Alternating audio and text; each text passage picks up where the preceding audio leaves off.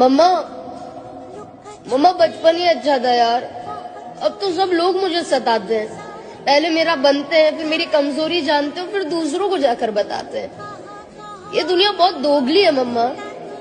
जब आपकी गोदी से इस दुनिया को देखा था तब इतनी सुनहरी, इतनी सुंदर लगी थी कि मेरा मन करता था कब मैं आपकी गोदी से उतरूंगा, कब अपने पैरों पर चलूंगा और कब इस दुनिया को देखूंगा।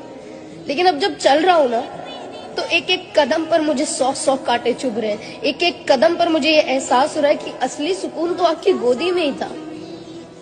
मुझे लगा था कि मैं इस दुनिया को अपने प्यार से जीत लूंगा, लेकिन नहीं। मैं ये कैसे भूल गया कि ये दुनिया माँ बाप जैसी नहीं होती है। इस दुनिया में हर रिश्ते का आपसे एक मतलब होता है। मैं ये क्यों भूल गया कि माँ बाप के अलावा आपको इस दुनिया में कोई निस्वार्थ प्यार नहीं करता है। कोई आपको अपने सीने से ऐसे लगा के नहीं रखता है जिसकी आप पूरी दुनिया होते हो।